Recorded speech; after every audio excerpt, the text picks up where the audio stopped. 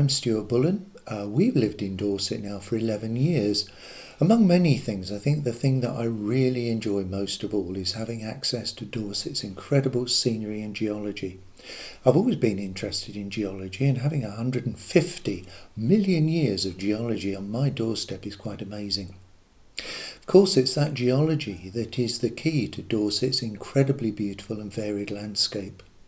That landscape contains some very sensitive ecosystems which are indeed world class. In the east of the county here we have lots of lowland heath. On the global stage it's a very special type of ecosystem, quite rare. Dorset has some of the very best examples in the world. We have chalk streams, second to none. The River Allen here in East Dorset is among the best of the best, now home to otters which a few years ago were only heard of by repute. Now the landscape that we are part of, the landscape in which we are living, is so special that, for example, geologists think of Dorset as a gem.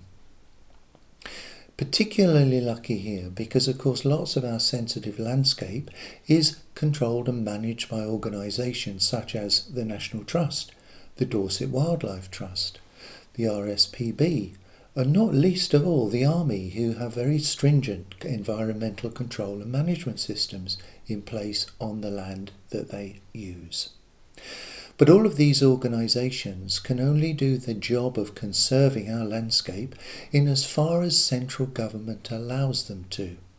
Any failure on the part of central government to provide the legal framework is a failure of government to protect and to enhance the environment that we live in. Of course, one of the most significant examples of the importance of our landscape is in the fact that our tourist industry, one way or another, depends almost entirely upon it. People come because we have salt marshes, we have sand dunes, we have the most beautiful beaches along the south coast, we have wonderful scenic, remarkable things like the Chesil Beach, which is again a world-class example of its kind. Dorset is home to 140 sites of special scientific interest, or SSSIs, triple SIs in fact that they're called. Now those are locations where science has determined that the geology or the biology are sufficiently important for them to need protection. Again, we refer back to the fact that legislation is the only means by which we can maintain and retain those sites.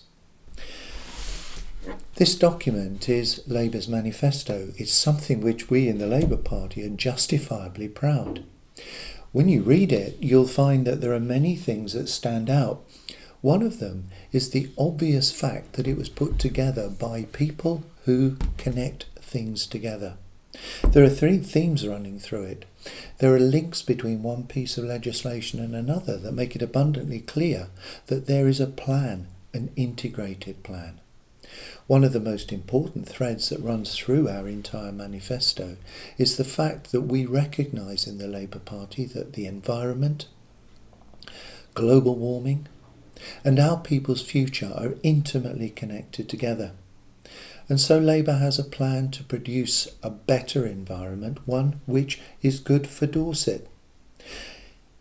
We sometimes hear about climate change and we sometimes think that we're insulated from it. We've only got to look on the news at the devastating bushfires in Australia, which have driven an iconic animal like the koala almost to the point of extinction in much of its range in a period of a very, very few weeks. That's Australia. But how often do we get heath fires in Dorset? How often do we see large tracts of that beautiful landscape destroyed by fire? Those environments that I spoke about are unbelievably sensitive.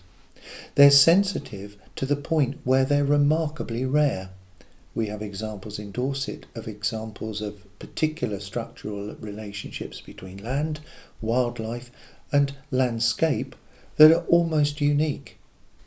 Let me just give you one example. I said we have 140 triple SIs in Dorset. The most recent review of those sites shows that many of them are threatened with being destroyed, and that a good number are now destroyed beyond recovery.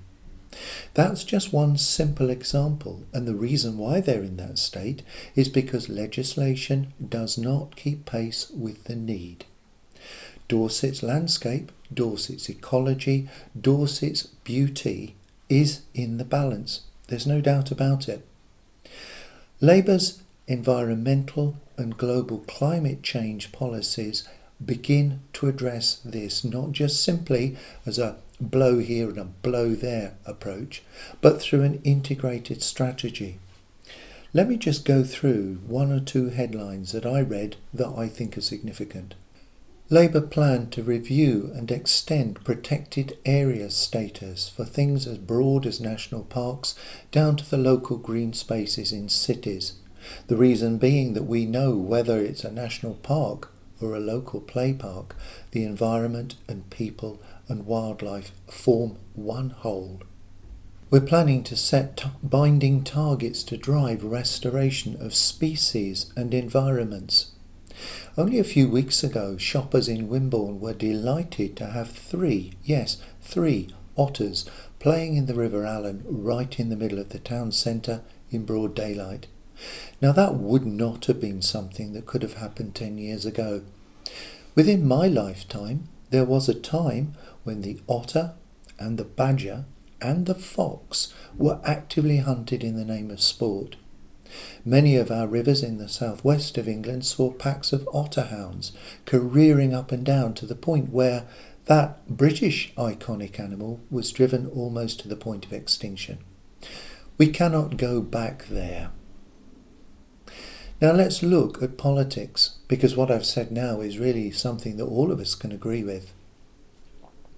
The Guardian recently did a survey of MPs' voting record specifically to do with climate change.